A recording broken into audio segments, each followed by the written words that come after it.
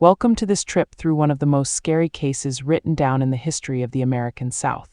Before we start, I invite you to leave in the comments where you're watching from and the exact time you're listening to this story. We want to know which places and what times of day or night these real stories reach.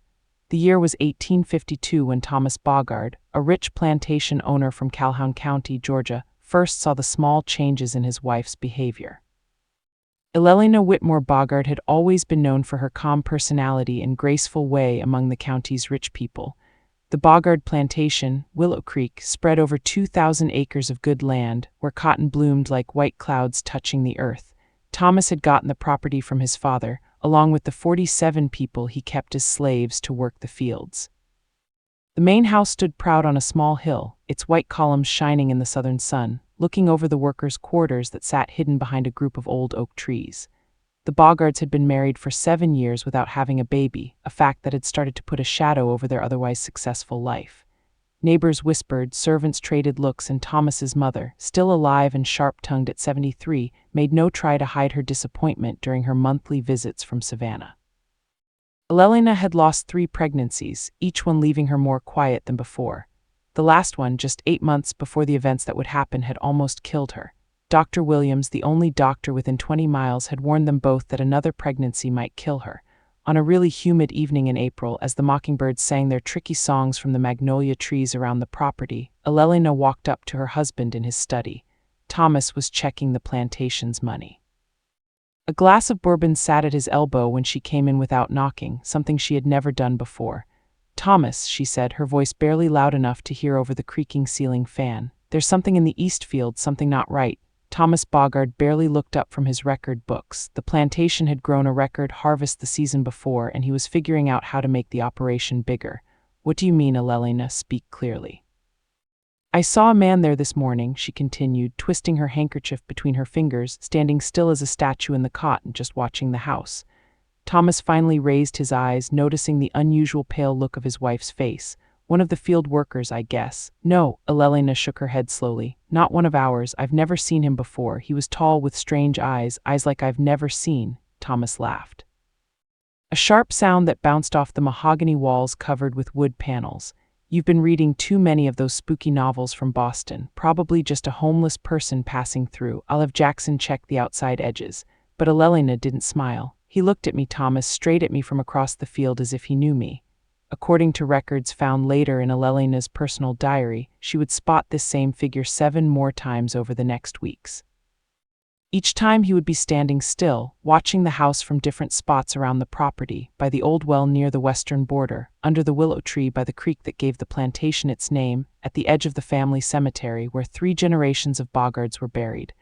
Elelena wrote down each sighting carefully, noting the time of day, the man's spot, and her own growing sense of worry. Thomas ignored her worries completely.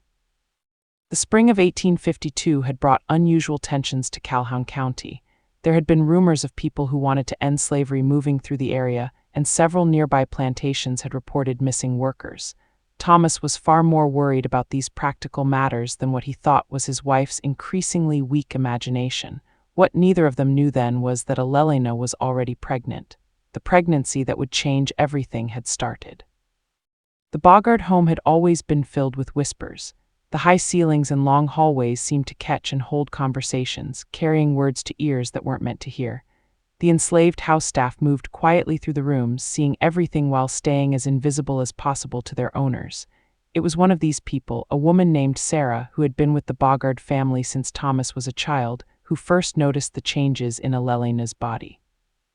According to a statement Sarah gave many years later when talked to by a historian from Atlanta University in 1961, she had gone up to Elelena about her guesses in May, just weeks after the first sighting of the mysterious man. "Miss Elelena was different," Sarah reportedly said, "not just in her body, though I could tell she was pregnant. It was her eyes. They'd follow things that weren't there. She'd stare at empty corners of rooms like she was watching something move across them." Elelena told Sarah about her pregnancy before telling her husband. The joy that should have come with such news was instead replaced by a deep, unexplainable fear. Elelena made Sarah promise not to tell anyone, not even Thomas, until she was ready. This secrecy would later be noted by the county doctor as the first sign of Elelena's worsening mental state. The Bogard Plantation kept an unusual quiet that summer. While neighbor properties hosted fancy barbecues and dances, Thomas kept to himself, worried about business matters and more worried about his wife's behavior. Elelina had taken to spending hours in the nursery, a room that had been prepared and left empty after each of her previous lost pregnancies. Sarah reported finding her there at odd hours, sitting in the rocking chair by the window, staring out toward the east field where she had first seen the strange man. It wasn't until late June, when her condition became impossible to hide, that Elelina finally told Thomas about the baby. The news should have brought celebration, but Thomas's journal entries from this time show a man caught between hope and fear. "He came to me today with news that in different situations would have brought me to my knees with thankfulness," he wrote on June 23rd. "We are to have a child at last, yet I find myself troubled by her way. She speaks of the child as if it were already a complete person with thoughts and plans of its own. When I said I was happy, she looked at me as if I had failed to understand something important. Dr. Williams has been called. I pray he finds nothing wrong beyond the natural worries of an expecting mother who has known loss." Dr. Williams visited the plantation the next day. His medical records, kept in the Calhoun County Historical Society files, note that Elelina's physical health looked excellent, far better in fact than during her earlier pregnancies. Patient shows strong vital signs and none of the worrying symptoms present in her earlier pregnancy periods, he wrote. However, she shows unusual fixations and what might be described as paranoid thinking about the nature of her pregnancy. The doctor ordered bed rest and calming teas, standard treatments for what was then called feminine hysteria. He told Thomas that such mental oddities were not uncommon in pregnant women and would likely go away after the child was born. Thomas, wanting to believe this reassuring diagnosis, threw himself into preparations for the heir he had waited so long to welcome. What Thomas didn't know was that Elelina had told something to Sarah that she dared not tell her husband or the doctor. According to Sarah's later testimony, Elelina had whispered to her one evening while being helped into her nightgown, "This child isn't growing inside me, I'm growing inside it." The summer heat pressed down on Willow Creek Plantation like a real weight. July brought temperatures so high that the cotton seemed to wilt right before your eyes, and the usually busy paths between the fields and the main house stood empty during the brutal midday hours. Elelina's pregnancy moved forward with unusual speed. By August, she looked as though she were already in her final month, though math based on her last cycle said she should only be in her second trimester. Thomas, at first thrilled by the clear health of both his wife and unborn child, started to notice troubling patterns in Elelina's behavior. She refused to eat when he was around. She would not allow mirrors in her room. Most scary, she had taken to locking her bedroom door at night, something she had never done during their marriage.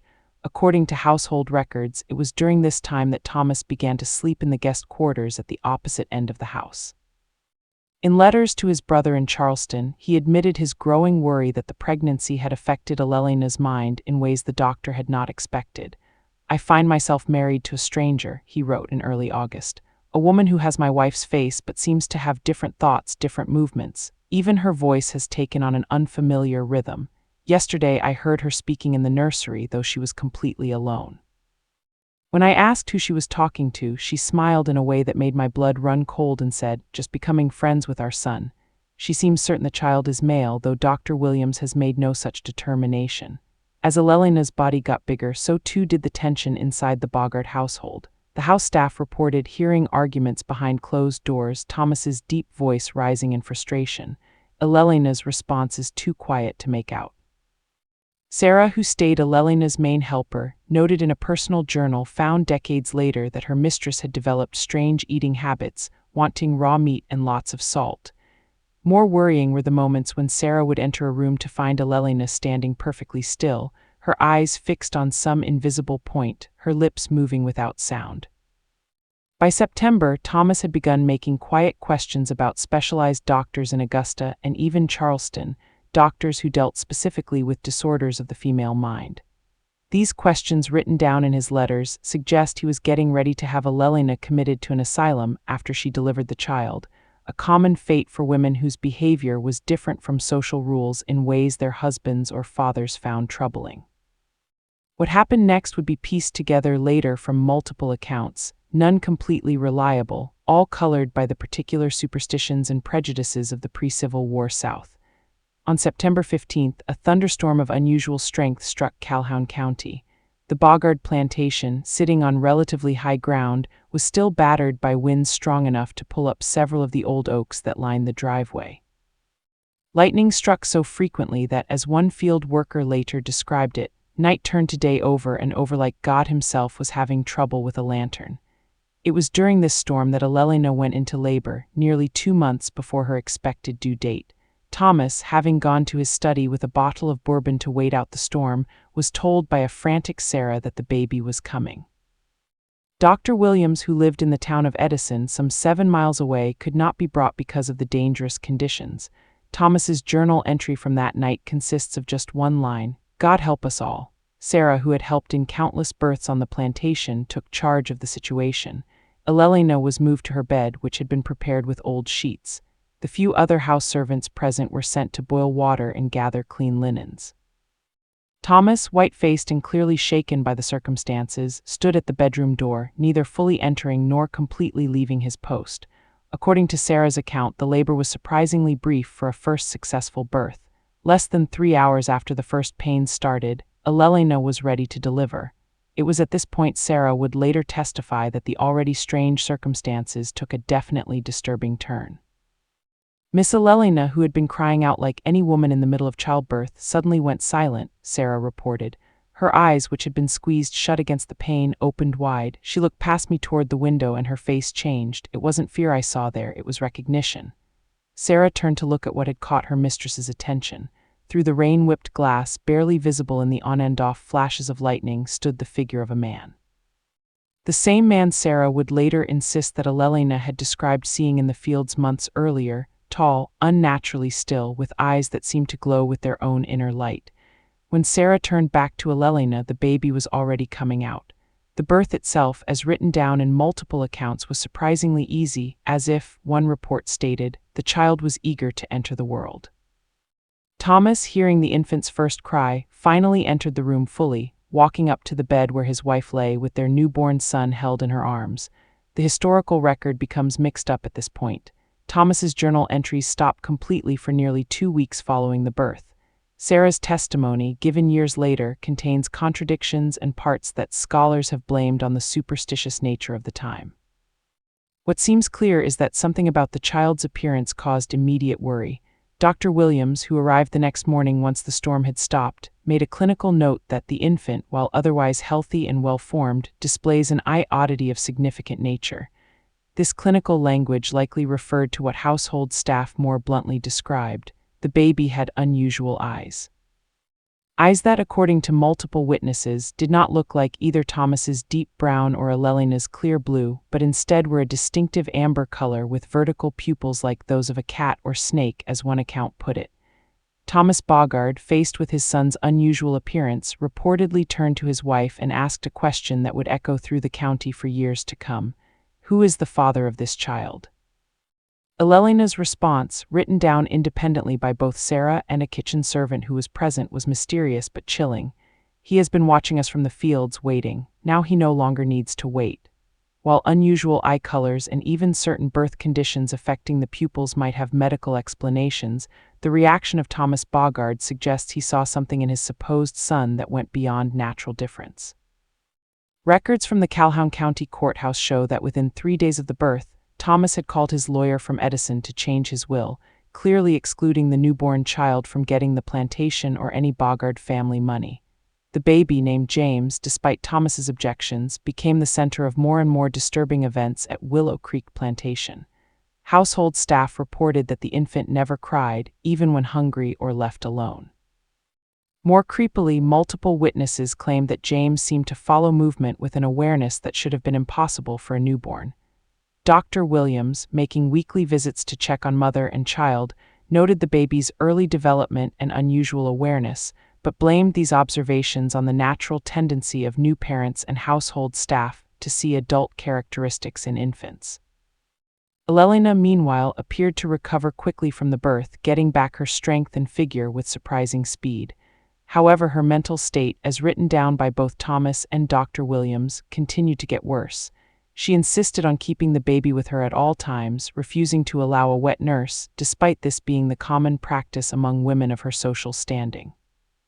She spoke to James in low, secretive tones when she thought no one was listening, and most disturbingly, she began to make references to when they come for him, though who they might be she never explained. Thomas, more and more convinced that the child was not his biological son, started a quiet investigation into possible lovers his wife might have had. This investigation, done mainly through his overseer Jackson, produced no results. No one among the household staff or field workers could remember Alelina meeting privately with any man other than her husband. The mysterious figure she claimed to have seen watching from the fields was dismissed as a hallucination, the product of a troubled mind. Yet something had changed in the relationship between Thomas and Alelina, where once he had dismissed her fears. He now seemed to share them, though for different reasons. Household staff reported hearing him ask Alelina repeatedly about the man with the strange eyes, his tone suggesting he no longer believed this figure to be imaginary.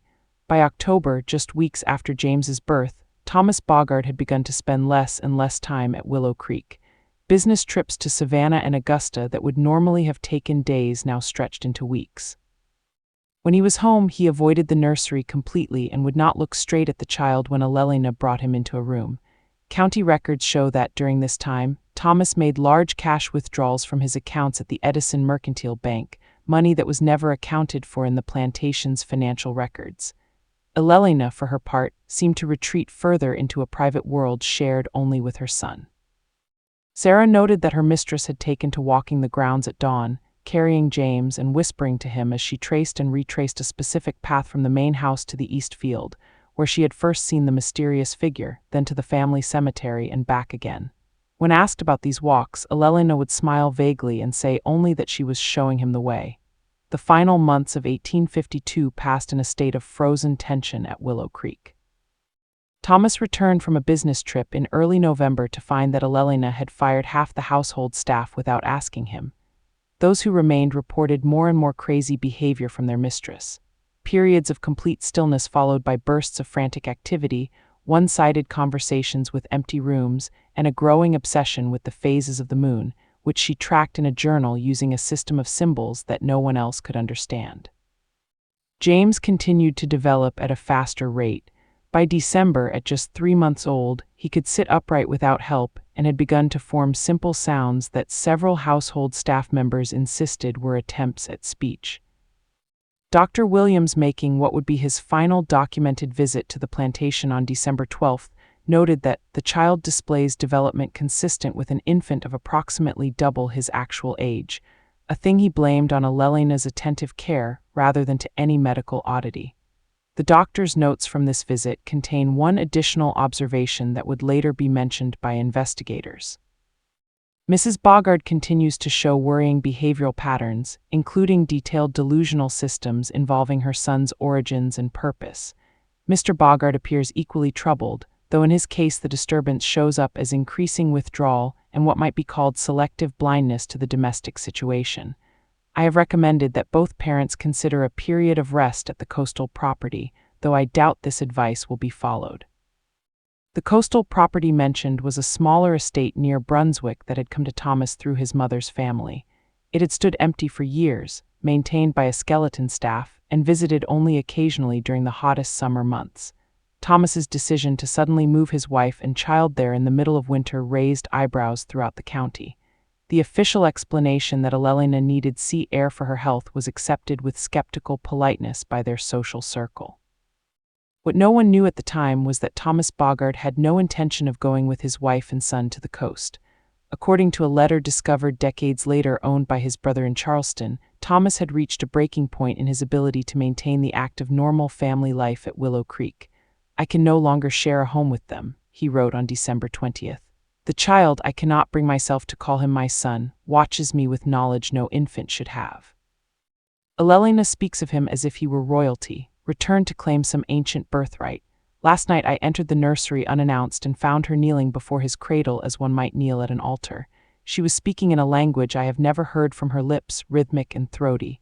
When she became aware of my presence, she smiled in a way that made me understand I was looking at a stranger wearing my wife's face." I have made arrangements for them to be set up at the Brunswick property indefinitely. I tell our neighbors it is for her health, but in truth it is for my sanity. Perhaps with distance I can figure out what has happened to the woman I married and what kind of child she has brought into this world. Elelina and James, along with Sarah and 2 other trusted house servants, left for Brunswick on December 23rd. Thomas remained at Willow Creek supposedly to manage the plantation through the winter months. According to county records, he filed papers on January 2, 1853, starting divorce proceedings on grounds of adultery, a scandalous and rare legal move for a man of his social standing in that era. What happened next would be pieced together from multiple sources. Telegraph communications between Thomas and the Brunswick property caretaker, statements from the servants who had gone with Elelina, and reports filed by the Glenn County Sheriff. On January 10, 1853, a fire broke out at the Brunswick property. By the time neighbors noticed the flames and organized a response, the main house was already covered in flames. 2 bodies were recovered from the ruins. Adult females identified by personal belongings as Sarah and one of the other servants who had gone with Elelina from Willow Creek. Of Elelina and James Bogard there was no trace. The 3rd servant, a young woman named Mary, was found wandering the beach the next morning, apparently in a state of shock. Her account of what had happened, as written down by the sheriff, raised more questions than it answered. They came for him just as Miss Elelina said they would, Mary reportedly stated. Men, if they were men at all, walking out of the sea at midnight, their eyes shine like his, like the baby's. Miss Elelina was waiting for them, had been waiting since we arrived. She handed the child to the tallest one, and they spoke together in words I couldn't understand. Then she looked at me and said, "Tell Thomas he was right not to trust his eyes, but wrong not to trust mine." The men returned to the sea, taking Miss Elelina and the baby with them. The fire started after, I don't know how. Everything was wet with salt spray, but it burned anyway. Mary's testimony was dismissed as the ravings of a traumatized mind. The official report concluded that Elelina Bogard, in a state of afterbirth psychosis, had started the fire on purpose and run away with her infant son, possibly drowning herself in the process. Despite extensive searches along the coastline, no bodies were recovered, nor was there any sign that Elelina had arranged transportation away from the area. Thomas Bogard, upon receiving news of the fire and disappearances, suffered what contemporary accounts described as a nervous collapse. He remained bedridden at Willow Creek for several weeks, attended by Dr. Williams and refusing all other visitors. When he finally came out of this state, he ordered the Brunswick property torn down to its foundations, the debris cleared, and the land sold. He withdrew completely from county social life and ran the plantation through his overseer, rarely leaving the main house at Willow Creek. In 1855, Thomas sold Willow Creek Plantation and all its assets, including the people he had enslaved, to a cotton merchant from Savannah. He moved to Baltimore, where, according to city records, he set himself up as an importer of European textiles. He never remarried and died childless in 1877, leaving his large estate to a series of educational and religious institutions. In his will filed with the Baltimore courts, there was a curious provision, a trust set up for the maintenance and security of the eastern boundary of the former Willow Creek Plantation in Calhoun County, Georgia forever. This trust included funds for a stone wall to be built along this boundary and maintained forever, though no explanation for this requirement was provided. The Bogard case might have faded into obscurity, one more tragic footnote in the complex social history of the pre-Civil War South, were it not for a series of discoveries made in 1961 by researchers from Atlanta University's Department of Historical Anthropology. A team led by Dr. Marcus Wilson was doing a study of plantation records to document the lives of enslaved people when they uncovered the journal's correspondence and medical records mentioned throughout this account. Their research also led them to Mary, the servant who had witnessed the events at the Brunswick property, still alive, though elderly and living with her grandchildren in Macon. Mary's memories, recorded in a series of interviews, remained surprisingly consistent with her original testimony from 108 years earlier. She added one detail, however, that had not been included in the sheriff's report. The baby's eyes changed once Miss Elelina decided to go with them. Before, they looked strange, like cat eyes, people said. But that last night when the men came from the sea, I saw the baby up close. His eyes weren't like a cat's anymore. They were like deep water. You could see all the way down, but you'd never touch bottom. Dr. Wilson's team also discovered, while examining county property records, that the stone wall Thomas Bogard had set up along the eastern boundary of Willow Creek was indeed maintained through the trust he created. More curiously, they found that since 1853 there had been 27 documented instances of damage to this wall, always in the same location, always on nights of the full moon in September, and always repaired quickly using funds from the trust. The current owners of the property, talked to by Wilson's team, claimed no knowledge of these regular damages beyond noting that sometimes local kids vandalized the old wall. They had never questioned the arrangement whereby a Baltimore bank periodically sent contractors to inspect and repair the structure. When shown photographs of the specific section that had been repeatedly damaged, the owners reported that they avoided that area of the property due to uncomfortable feelings they couldn't quite put into words. Dr. Wilson himself visited this section of the wall on September 15, 1961, 109 years to the day after James Bogard's birth. His field notes from that visit contain a final mysterious entry. Arrived at eastern boundary wall at approximately 11:30 p.m. full moon, providing excellent visibility. The wall appears solid and well-maintained, roughly 6 feet tall and 2 feet thick, constructed of local granite, temperature unseasonably cool. At precisely midnight, I observed what appeared to be movement in the cotton field beyond the wall, perhaps an animal, though larger than one would expect. The figure, if it was a figure, remained motionless for several minutes, as if observing the property before retreating into the deeper shadows. Most curious was the sensation I experienced while watching this area, a distinct impression that I was not observing my surroundings so much as being observed by them. I will not be returning to this location after dark, and I find myself grateful that my research here concludes tomorrow. Some histories, I believe, are best left undisturbed. The Atlanta University research team published their findings on plantation life in 1963, but their discoveries about the Bogard family were put in a brief appendix thought to be too guessing and not well enough documented for academic publication. Dr. Wilson retired the following year and never published further on the subject. The stone wall he described still stands along the eastern boundary of what was once Willow Creek Plantation, though the trust that maintained it finally ran out of funds in 1986. Local residents report that the wall continues to get periodic damage, always in the same section, always under the September full moon. As for the whereabouts of Elelina and James Bogard after that January night in 1853, no final evidence has ever emerged. No bodies were recovered from the Brunswick coastline. No record exists of Elelina setting up residence elsewhere under her own name or a fake name. The last documented mention of either figure comes from an unusual source, a lighthouse keeper log from Sapelo Island, some 30 miles north of the Brunswick property, dated January 11, 1853, the day after the fire. The entry reads, "Unusual lights observed offshore around 2:00 a.m. initially mistook them for a vessel in distress. Upon further observation through my glass, determined the lights to be motionless, hovering just above the water's surface, counted 3 distinct points of light arranged in a triangle. As dawn approached, the lights descended below the water's surface. In 23 years at this station, have never observed similar occurrence." Below this entry, added in different handwriting and apparently at a later date, was a single line. "The eyes of the deep ones have returned to the depths. May they remain there." The Bogard case remains unresolved, a historical curiosity from a time when the lines between medical observation, superstition, and psychological understanding was still blurred by the limitations of the era. What truly happened to Elelina Whitmore Bogard and her unusual son may never be known. The stone wall along the eastern boundary of the former plantation stands as the only physical reminder of whatever Thomas Bogard feared might someday return from across that threshold. Those who have studied the case are left with Elelina's mysterious warning delivered through her servant on that final night.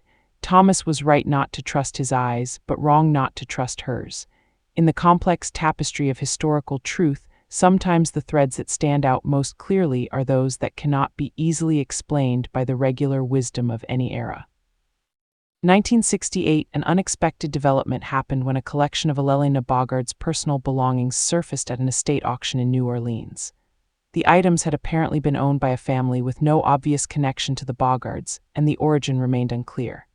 Among the artifacts was a leather-bound journal, water-damaged but partially readable, which appeared to have been kept by Elelina during the final months of 1852 and the brief period at the Brunswick property. Dr. Wilson, though retired by this point, was contacted by a former student who had attended the auction and recognized the Bogard name from his professor's research. The journal was bought and submitted for authentication, which confirmed that the handwriting matched samples of Elelina's letters preserved in the Calhoun County records. The most interesting entries began in late November 1852, approximately 2 months after James's birth, November 26. Thomas believes I do not notice his absence or that I mourn it. How could I explain that his distance is a relief? He looks at James with such suspicion, such fear. If he knew the truth, he would not fear but worship. The child grows stronger each day. His eyes, which caused such worry at his birth, have become even more pronounced in their unusual appearance. I find them beautiful beyond description. Sarah has taken to avoiding his gaze directly, though she continues to help with his care.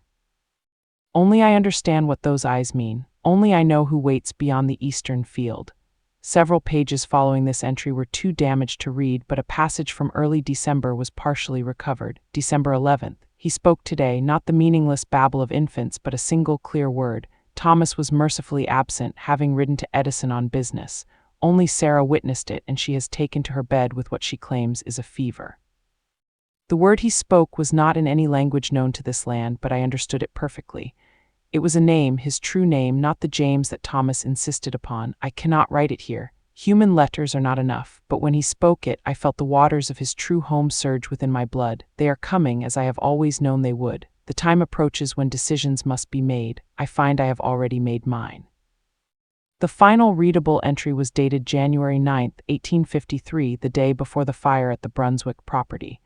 They are close now. I can feel them moving beneath the waves, drawing nearer with each tide. Thomas believes he has hidden us away here, protected his precious reputation from scandal by removing us from society's gaze. He does not understand that this was always the destination. The sea calls to its own. James barely sleeps now. He watches the water through the window, his beautiful eyes reflecting patterns of light that I have come to recognize as communication. Tonight, when the house is quiet, I will take him to the shore. They will come with the midnight tide. I have told Mary to deliver my final message to Thomas, though I doubt she will be believed. Sarah suspects too much. Her loyalty to the Bogard family runs too deep to be trusted with what must occur. I regret what awaits her, but some prices must be paid for transcendence. My son, for he is mine, if not Thomas's, will return to his rightful people, and I have been offered a choice, the land or the depths. How could any woman who has seen what I have seen choose differently? Thomas laughed when I first spoke of the stranger in the field. He will not laugh when he learns how right I was to fear and how wrong he was to doubt. The discovery of Elelina's journal reignited scholarly interest in the Bogard case, though academic publications remained reluctant to engage with its more unexplainable elements. A footnote in a 1971 book on pre-Civil War women's mental health dismissed the journal as elaborate delusions consistent with afterbirth psychosis, possibly complicated by shared belief involving household staff. This clinical explanation, however, failed to account for the physical evidence that continued to pile up around the case. In 1972, marine archaeologists mapping the seafloor approximately 1 mile off the coast from the former Brunswick property discovered an unusual formation that defied geological explanation. Sonar readings revealed what appeared to be a perfectly circular depression, approximately 50 feet in diameter, descending vertically into the seabed to a depth that exceeded their equipment's range. Initial plans to explore the formation with diving equipment were abandoned after 2 team members reported experiencing intense hearing and visual hallucinations while in the area. The project's funding was then redirected to less controversial research areas, and the formation was marked on nautical charts simply as natural seafloor anomaly. Vessel caution advised. Throughout the 1980s and 90s, the Bogard case retreated once more into obscurity, mentioned occasionally in collections of Southern Gothic folklore or as a historical curiosity in regional publications. The wall along the eastern boundary of the former plantation began to crumble after the trust funds ran out, and the property changed hands several times, eventually becoming part of a large agricultural company that converted the cotton fields to commercial pine forest. In 2004, an unexpected connection to the case came up when a marine biology graduate student at the University of Georgia began researching unusual genetic differences in coastal fish populations. Tara Williams, doing DNA analysis of specimens collected along the Georgia coast, identified a previously undocumented genetic marker in several species that appeared with statistically significant frequency in samples taken near Sapelo Island and the Brunswick area. The marker, which affected the development of the specimen's eyes, resulting in unusually vertical pupils and enhanced reflective properties, could not be readily explained by known evolutionary mechanisms. Williams' research paper, published in a respected marine biology journal, made no reference to the Bogard case. Indeed, there is no evidence that Williams was aware of the historical parallel to her scientific findings. However, her faculty advisor, Dr. Robert Chen, had grown up in Calhoun County and recognized the potential connection. His personal letters, later donated to the university archives, reveals his decision not to mention the historical case to his student. While the coincidence is certainly striking, I see no scientific benefit in burdening Tara's excellent research with associations to local folklore, however documented that folklore might be. The genetic oddity she has identified deserves to be evaluated on its scientific merits alone.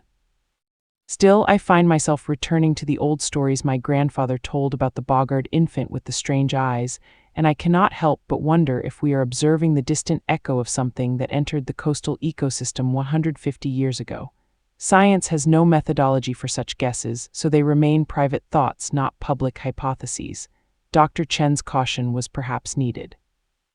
Williams' research secured significant funding for continued study of genetic oddities in marine life along the Georgia coast, leading to several important discoveries about adaptation to changing ocean conditions. Had her work been tainted by association with the Bogard case, such support might have been less coming. In 2011, during the renovation of the Calhoun County Courthouse, workers discovered a sealed compartment within the cornerstone that contained several documents from the 1850s, including a previously unknown statement from Dr. Williams about his final visit to the Bogard Plantation in December 1852. This document, remarkably well preserved due to the airtight nature of its container, contained details that had not appeared in his official medical records. I herein record observations which I deemed inappropriate for medical documentation, as they reflect personal impressions rather than clinical facts. Nevertheless, I feel compelled to create this record should future circumstances warrant its consultation. The child born to Alelina Bogard exhibits several oddities beyond the unusual appearance of his eyes.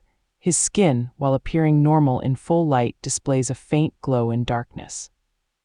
When I examined his hands, I noted a subtle webbing between the fingers, not pronounced enough to be considered a deformity but definitely present. Most disturbing was the incident that occurred during my final visit on December 12th. While examining the infant, I observed what appeared to be gill-like structures forming along his neck just below the jawline. When I attempted to touch these formations, the child grasped my wrist with strength no 3-month-old should possess. In that moment of contact, I experienced a vision so vivid and disturbing that I immediately blamed it on exhaustion, or perhaps the effects of the brandy I had consumed before my visit. I found myself standing not in the Bogard nursery, but on a shore of black sand, facing an ocean that glowed with internal light. Figures moved in the lit depths, their forms suggesting human shape but wrongly proportioned, stretched out. They were watching me with eyes identical to the infant's. The vision lasted only seconds before I pulled my hand free from the child's grip, but the memory of it has disturbed my sleep ever since. I have not shared these observations with Thomas Bogard, whose mental state appears increasingly fragile, nor have I included them in my medical records, as they would likely be interpreted as evidence of my own compromised judgment rather than factual documentation. I deposit this statement in the courthouse cornerstone, which I know is to be sealed during next month's centennial celebration, in the hope that should similar things be observed in the future, this record might provide some context, however fantastic it may seem. The discovery of Dr. Williams's statement prompted renewed interest in the Bogard case among a small group of researchers specializing in historical oddities. In 2013, an interdisciplinary team secured permission to conduct limited archaeological excavation at the site of the former Brunswick property. Their findings, while not final, added further layers to the already complex narrative. ground-penetrating radar revealed that the foundation of the house that burned in 1853 had been built on top an older structure, apparently a circular stone arrangement consistent with pre-Columbian native settlements in the coastal region. Carbon dating of charcoal fragments found within this older structure suggested it had been actively used as recently as the early 19th century, despite historical records indicating that the indigenous population had been forcibly removed from the area decades earlier. More curiously, the excavation team discovered a cache of small carved objects primarily crafted from a dense black stone not native to the region. These carvings, approximately 3 inches in height, depicted humanoid figures with stretched-out limbs and oversized almond-shaped eyes. Several of the figures appeared to be emerging from or returning to wave-like formations at their base. The carvings were sent to the University of Georgia for analysis, but the findings were never published in peer-reviewed literature. Unofficial reports suggested that the material defied conventional geological classification, with molecular structures more consistent with deep-sea volcanic formations than any stone found on the North American mainland. By 2015, the various threads of the Bogard case, historical, archaeological, and biological, had attracted attention beyond academic circles. A television production company specializing in paranormal documentaries sent a film crew to Calhoun County with the intention of producing an episode centered on the story. Their initial research and filming proceeded without incident until they attempted to access the eastern boundary of the former plantation, where remnants of Thomas Bogard's wall still stood among the pine trees. According to statements made by the production team after abandoning the project, a series of equipment failures and unexplained things convinced them to redirect their focus to more normal historical mysteries. Cameras failed at specific locations. Audio recordings captured rhythmic sounds that could not be heard by the human ear during recording. And most worrying, 3 crew members reported having identical dreams on consecutive nights. Dreams of standing on a shoreline facing a glowing ocean while being observed by figures beneath the waves. The producer, in an interview with a paranormal enthusiast website, stated, "I've worked on dozens of supposedly haunted locations, cryptid hunts, you name it. Most of the time we have to work hard to create any sense of the creepy because these places are just places with stories attached to them. But the old Bogard property was different. There was something there that didn't want to be filmed, or maybe something that wanted to do the watching instead of being watched. Either way, some stories aren't meant to be told through our medium. This is one of them." Perhaps the most puzzling development in the modern history of the Bogard case came in 2017 when genealogical researchers attempting to map historical plantation families made an unexpected discovery. The last male heir of Thomas Bogard's brothers' line, a 73-year-old retired naval engineer named Richard Bogard living in Portland, Oregon, agreed to DNA testing as part of the project. The results revealed genetic markers unprecedented in the database. Markers that, according to the puzzled technicians, showed significant divergence from standard human genome sequencing. When the oddities were brought to Richard Bogard's attention, his reaction was reportedly one of unsurprised acceptance. "There have always been rumors in our family," he told researchers, "about a Lelena and the child that wasn't really a Bogard. My grandfather used to say we carried the ocean in our blood and that someday it would call us home. I never understood what he meant until I joined the Navy, 30 years at sea, and I never once felt seasick. Always felt more at home on water than on land." Richard Bogard died of natural causes. 6 months after this interview, his will contained an unusual provision. His body was to be cremated and his ashes scattered at sea, specifically at a location 1 mile off the coast from the former Brunswick property, directly above the circular depression discovered by marine archaeologists in 1972. The ceremony was done by the captain of a private charter boat, who later reported that as the ashes touched the water's surface, they seemed to glow momentarily before descending into the depths. The final documented chapter of the Bogard saga came in September 2019 when a Category 3 hurricane made landfall near Brunswick, Georgia. The storm, while destructive to coastal infrastructure, took an unusual path once it moved inland, weakening rapidly except for a concentrated area of intense wind and rain that tracked directly to the former Willow Creek Plantation in Calhoun County, more than 100 miles from the coast. Whether scientists were unable to explain this atmospheric oddity, which defied established models of hurricane behavior. In the storm's aftermath, local officials discovered that the remnants of Thomas Boggard's wall along the eastern boundary of the property had been completely destroyed, not merely damaged as in previous instances, but crushed to the point that no trace of the foundation remained. In its place, residents of neighboring properties reported finding hundreds of small objects scattered across the area. Black stone carvings identical to those discovered at the Brunswick site 6 years earlier. Most of these carvings were collected by curious locals as souvenirs before authorities could document them properly. One, however, was turned over to the Calhoun County Historical Society, where it remains on display in a small exhibit dedicated to the Boggard case. This particular carving differs from those previously discovered in one significant detail. The figure depicted has the stretched-out limbs and oversized eyes common to all the sculptures, but it also appears to be carrying a smaller figure in its arms, a child. The placard accompanying this exhibit offers a cautiously worded summary of the case, concluding with what might be the most appropriate closing for this strange chapter in Georgia's history. The story of Elelina Boggard and her son represents a unique coming together of documented historical events and enduring mystery. While normal explanations involving mental illness, marital discord, and tragic accident cannot be dismissed, neither can they fully account for the persistent patterns of unusual things associated with this case across more than 160 years. Perhaps the most telling detail lies in Elelina's final message to her husband. He was right not to trust his eyes, but wrong not to trust hers. In the interplay between perception and reality, between the seen and the unseen, the Boggard case reminds us that history's darkest corners may contain truths for which our understanding remains not enough. Visitors to Calhoun County today will find little to mark the former site of Willow Creek Plantation. The commercial pine forest that replaced the cotton fields is scheduled for harvesting next year. The main house foundation was bulldozed decades ago to make way for modern agricultural equipment. Only the family cemetery remains enclosed by a rusting iron fence and largely taken over by the Georgia underbrush. Local residents still speak of unusual happenings in the area. Lights seen moving through the pine trees on September nights when the moon is full. The sound of waves crashing where no water exists. Children born occasionally with unusual amber-colored eyes. These stories are told as curiosities, tourist attractions, the kind of local color that any region builds up over centuries of living there. Yet certain patterns persist that defy dismissal as mere folklore. Marine biologists continue to document genetic oddities in coastal species that appear with greatest frequency in waters near Brunswick. The circular depression on the seafloor grows bit by bit wider each time it is measured.